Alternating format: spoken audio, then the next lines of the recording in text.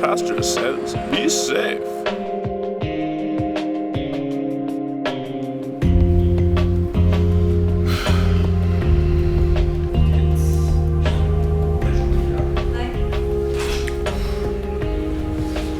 The whole straight through.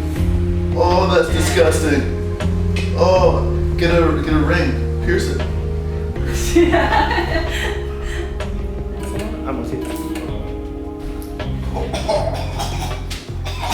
That's pretty bad. Yeah, you can feel like pressure. Thank goodness for a helmet. Thank goodness for hip pads. And a few stitches. They burned my flesh to stop the bleeding. Apparently it hit an artery, but there's no fractures. And tomorrow, we're back at it.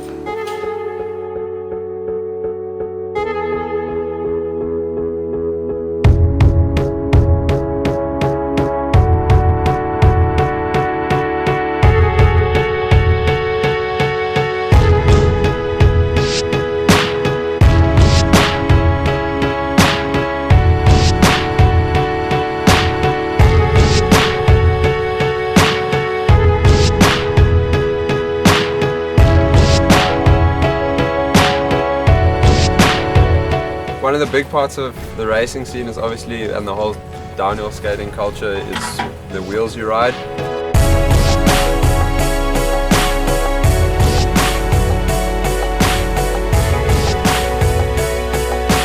I've decided to go with flywheels, 81A durometer. They're pretty much a good wheel for this hill. It's really smooth tar, so they grip nicely and the slide is really smooth, so been really happy on them so far.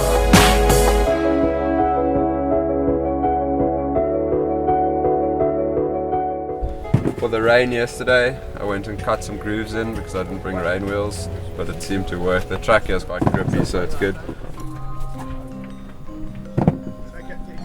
For free riding, I like flashbacks because they core really nicely. You can get them down to the core without flat spotting really too badly. So yeah, this is before and after, which I'm quite stoked about.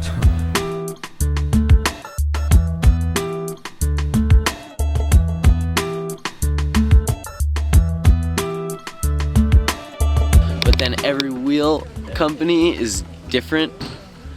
Orange 80 orangutan is a bit comparable to 78A Sector 9 wheel. Just the way they measure it is not different, but the different urethanes act totally different.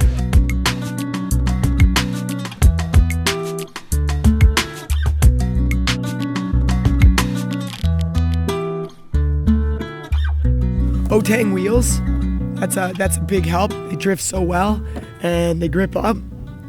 Just really like it. Yeah, gear. I'd say in the first couple of years my dad wasn't really happy about what I was doing, but then he found out how big of a deal it is for me and how well I can do, and really quickly he started supporting me. Still always had a board and would cruise around, but there weren't any hills where I lived, so I stopped skating and just got into surfing and that kind of thing. If I hadn't got back into downhill skating, I wouldn't be in Switzerland now. Oh, for sure, my family supports me there.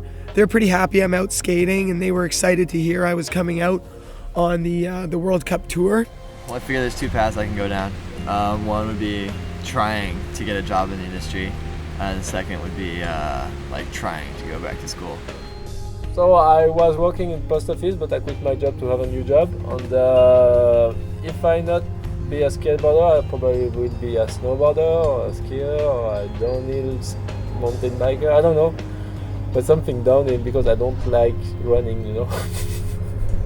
Maybe in the past I've been skateboarding a bit too much and didn't care about other things in life like school or work. I've been skateboarding my whole life. I got kicked out of high school because of skateboarding, and I think, I don't know, it's not really doing me any favors. I just love it, man. I don't know what I'm going to do after, and I don't know.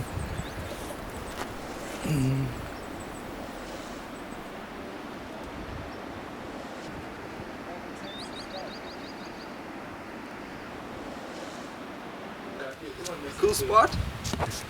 Yeah. Excited to skate it. There's a 100km/h tunnel.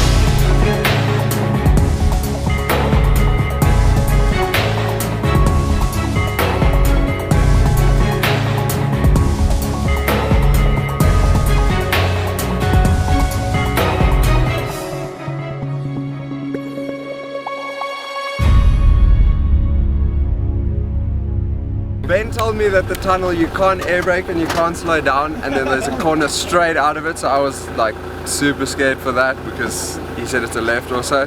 So I was thinking like toe side at 100, okay, see what happens, and then I saw it was far away, I was like, okay, cool. But I was scared, but I really enjoyed it.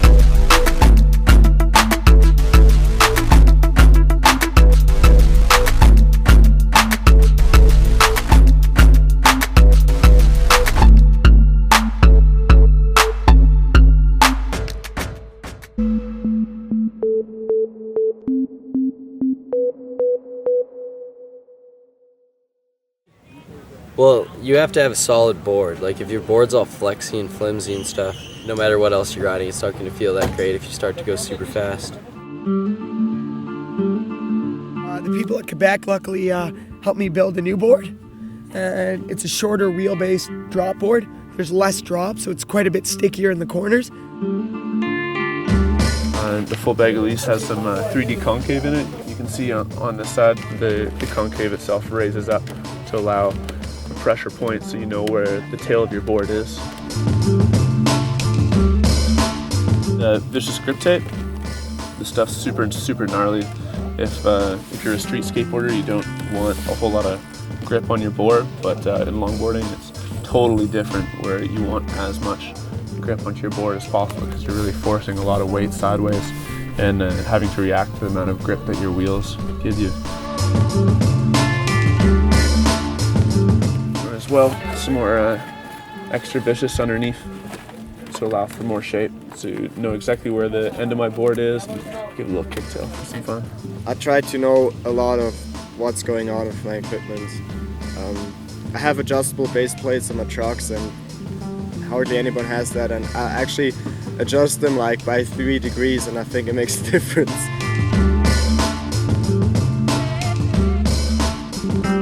You can just have a connection with your trucks and they can last a really long time, and it doesn't really matter what wheels or board I ride as long as I got the same truck set up. It pretty much feels the same. Really, when people started trying out new bushings, it's like changing the suspension on your car. Venom bushings, they're pretty much the standard, I think, in downhill. There's every single different bushing you would want in them. But this is my suit for skateboard racing. It's pretty new, I've had it for about a year now. It's made by NJK down in like near LA. Here's my helmet. Pretty old, but I like it. It's very comfortable. That's what matters.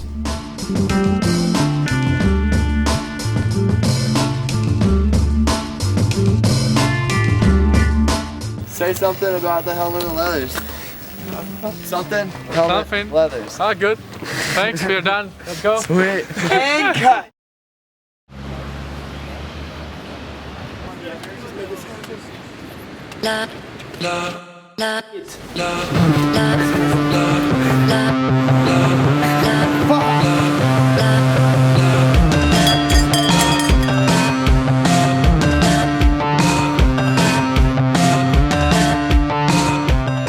It's Patrick's birthday today. He got a watch. Everybody is stoked on that because they think we can save some time. But as a matter of fact, Patrick now just knows how much of delay he has.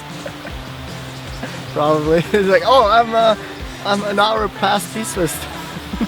P-Swiss time? Like, if you're P-Swissing, you're taking time for no reason without noticing it. We're ready, but Patrick's not, as usual.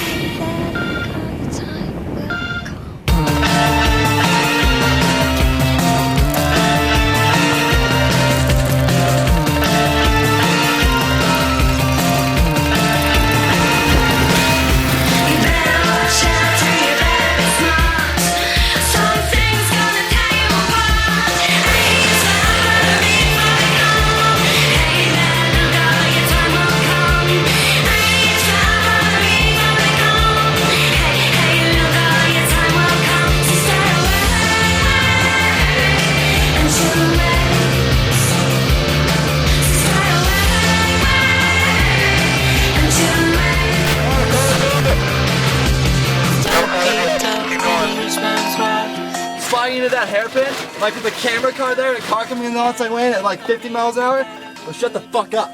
Maybe you'll be understood.